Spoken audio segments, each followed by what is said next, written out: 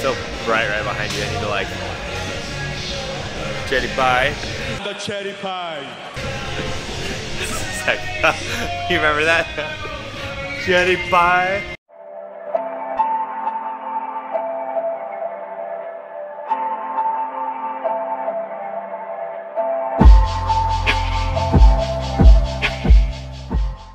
What's going on, guys? It's David here. Today we're talking about 3 different types of planks that you need to implement in your training.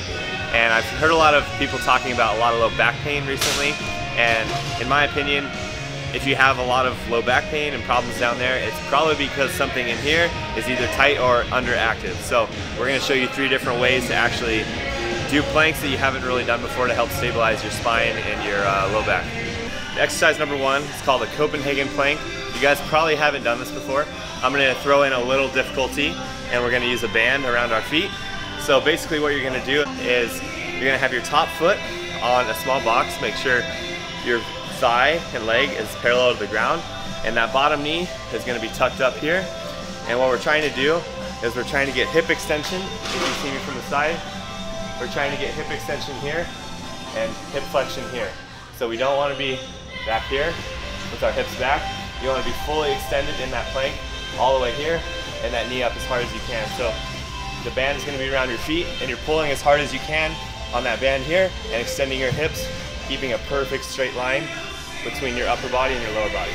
The Copenhagen plank, one of the main reasons I like it is because it implements a lot of different muscles that a normal side plank doesn't. So you get a lot of adductor stability because you're bracing here with that leg straight.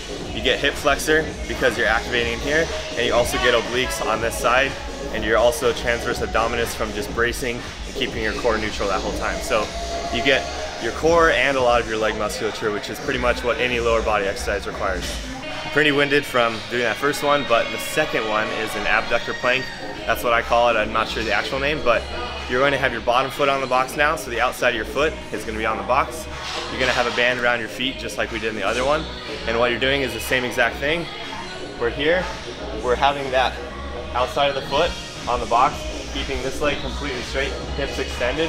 We're not back here, and we're keeping this hip in flexion as high up as we can the whole time. So we're having extension at this hip and flexion here while bracing your core.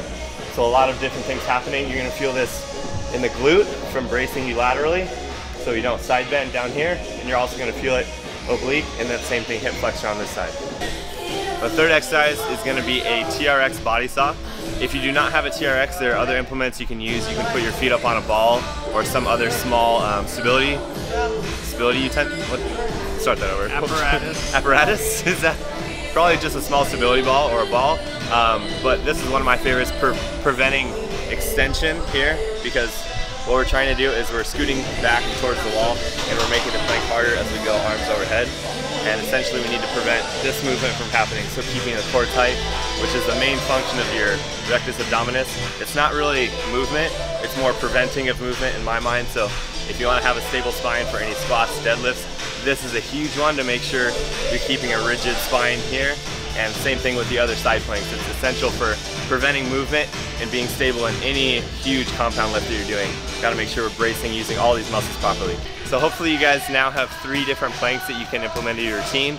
Again, like I said, a lot of times when people have low back pain, it's just because they don't know how to brace their core properly. Obviously there can be a lot more things going on than that, but usually that is a pretty easy fix. So you had the Copenhagen plank with your foot on the top foot on the box, you had your abductor plank with your bottom foot on the box, and then you had your TRX body saw, hands on the ground, forearms on the ground, and pushing back towards the wall behind you from there. So hopefully you guys can implement these in.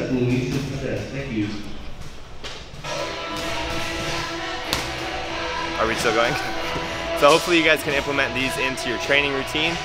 I am going to be hopefully rolling out a couple new ideas for you guys with filming. So we're going to be possibly doing maybe like a conversation roundtable on different topics, either things that are kind of controversial in the industry, people who have a little bit more education and certification. We're actually going to be talking about that. I know a lot of you guys go to Instagram for your info, and that's just honestly not a lot of, that's not a good place to go for a lot of the time. So we're going to be hopefully rolling out some better ideas for you guys to get information from. But again, if you want to follow Instagram, David T. Fisher, we'll keep giving you guys more information and content from there as well. I'll see you guys in the next video.